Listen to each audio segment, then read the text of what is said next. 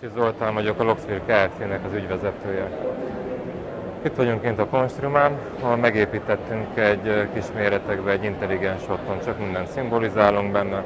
Van benne egy szauna, fürdőszoba, hálószoba, dolgozószoba, illetve egy konyha, meg egy nappali.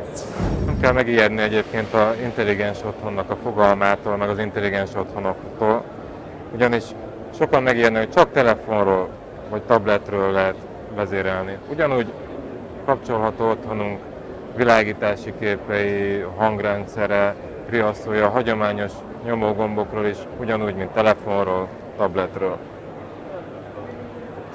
Itt van a kis rendszerünknek a szíve, lelke. Ide fut be az összes kapcsolónk, különböző érzékelőinknek a jelei, ami alapján a rendszer, ugye mi felprogramozzuk, és az alapján dönti el, hogy mit kell csinálni. Azaz kiadja az utasítást a redőnyöknek, világításnak, fűtésünknek, hogy éppen mit kell tennie. Mivel csináltunk itt egy rövid tárlatvezetést, ezért szerintem lassacskán el is indulhatunk. Megérkezünk haza, van a telefonunkon egy alkalmazás, becsöngetünk, kapásból mind a telefonunkon, mind a otthoni kezelőfelületünkön, amit most egy iPad, felugrik a kamerának a képe. Tudjuk fogadni a hívást, és ki tudjuk nyitni az ajtót, aki hozzánk jött. Itt most ez kvázi egy LED színváltással szimbolizáltuk. Kaput kinyitottuk, fel tudjuk neki kapcsolni a világítást. Ez most éppenséggel a standon történt. Ne essen el semmilyen kábelbe, kutyába, az udvaron a barátunk. Tehát a világítási képeket mondjuk itt a hálószobán belül lehet jól megmutatni. Ha például van egy olvasás funkció, akkor felerősödik a fény, ugye, mert az olvasáshoz nagyobb fény szükséges. De hogyha éppen romantikus kedvünkben vagyunk, akkor az ágy alatti LED színeződik be, illetve teljesen elhalványul az erős fényünk. És mindezt ugyanúgy tudjuk akár jelen pillanatban prémium kapcsolóról különböző hangulatokat változtatni, de akár tudnánk ezt tenni a legolcsóbb kapcsolóval is.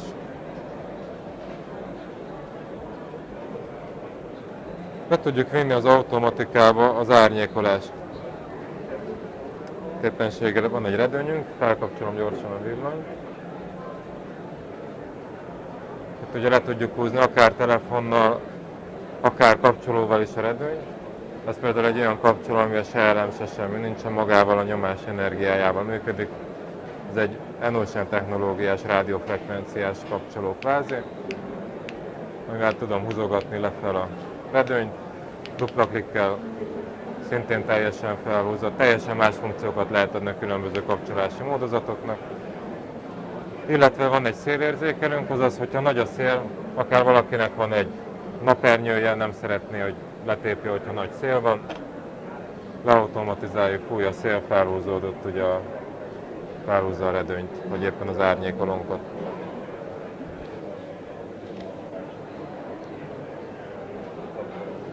A rendszert össze tudjuk kapcsolni a riasztórendszerünkkel.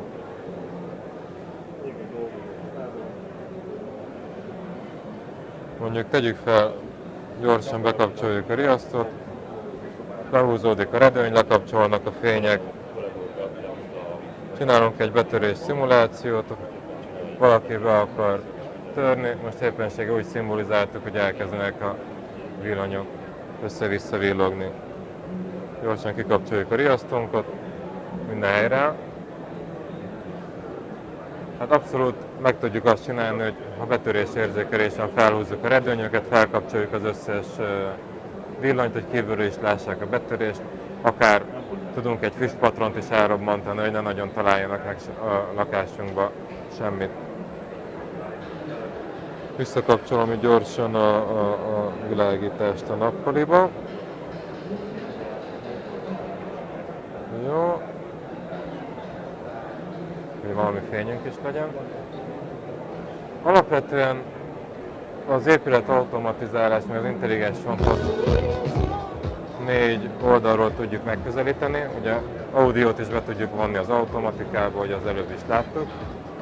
Kvázi minden levezérelhető, ami elektromos vagy motoros, minden levezérelhető, aminek Wi-Fi-n, kábelen, vagy éppenséggel infrán, azaz távirányítón keresztül jelet tudunk biztosítani. Alapvetően kábelesen építjük ki, de a jövő technológiája az kvázi a különböző rádiójelen keresztül történő vezérlés, tehát nem kell hozzá kábelezni. Egyelőre még ez egy kicsit drágább technológia. A előnye a rendszernek több oldalról közelíthetjük meg, vannak bizonyos elemei, amelyek megtérülnek. Ilyen lehet a fűtésvezérlés, helyiségenkénti fűtést tudunk vezérelni, ilyen lehet a világítás, amikor kikapcsoljuk a világítást, levesszük a fényerőt, ilyen lehet a redőnyvezérlés, nem vagyunk otthon, télen besütne a nap, felhúzzuk a redőnyt, hogy azzal fűtsünk be. Vannak a kényelmi funkciók, különböző világítási képek, távoli elérés, távolról tudjuk szabályozni az otthonunkat. Van a luxus vagy ökotudatos gondolkodásmód, másoknak be tudjuk mutatni, hogy mennyire környezetbarátok vagyunk, vagy milyen luxusba érünk éppenséggel. És van egyik legfontosabb ugye a biztonsági funkció, van egy csőtörés valahol a házba, a vízóránk érzékeli azt, hogy folyamatos vízfogyasztás van, tud nekünk jelzést küldeni. Vagy éppenséggel teszünk egy fogyasztásmérőt a fogyasztónk dugójába, és hogyha mondjuk egy napig nincsen fogyasztás, akkor tudjuk, hogy elromlott a hűtőnk, és rá tudunk nézni, hogy nehogy leolvadjon. A régi rendszereknél sokszor voltak olyan problémák, hogy azt se tudta a tulajdonos, hogy éppenséggel mivel lehet kapcsolni. Ez a rendszer ez nagyon könnyedén változtatható, bővíthető. Igazából bármilyen kapcsolóra, bármilyen funkciót rá tudunk építeni, és hogyha változnak az igények, egy gyors programozással teljesen új funkciókat kaphatnak a kapcsolóink. Illetve, hogyha utólag elfelejtettünk egy kapcsolót valahova oda tenni, vagy jó lenne valahova még egy kapcsoló, akkor tudunk rádiófrekvenciás kapcsolót bárhova felszerelni kvázi. Közelhetősége nagyon könnyű ezért. Mind családi házaknál, mind lakásoknál, mind irodákban, gyárépületeknél, hoteleknél, reprezentatív boltoknál ugyanúgy alkalmazható. Itt kvázi ugye vezérlésekről beszélünk, ahol élettereknél, ahol emberek dolgoznak, mindenhol szükséges lehet egyszerűsítésre, észszerűsítésre. Abszolút egy csomó minden érdekesség fel tud merülni. Volt, aki a medencéjébe szerette volna mondjuk megviccelni a fiát, hogyha éppenséggel beugrik úszni egyet, vagy éppen csak lubickolni, akkor be tudja mondjuk kapcsolni nagyobb sebességre az ellenáramoltatót. Vagy éppenséggel másik ügyfél meg azt szerette volna, hogy a kutyája felugrik a kanapéjára, akkor ő arról tudjon értesítést kapni, esetleg még le is tudja zavarni a kanapéjáról. Úgyhogy kvázi minden kivitelezhető kérdés az észszerűségnek a határa.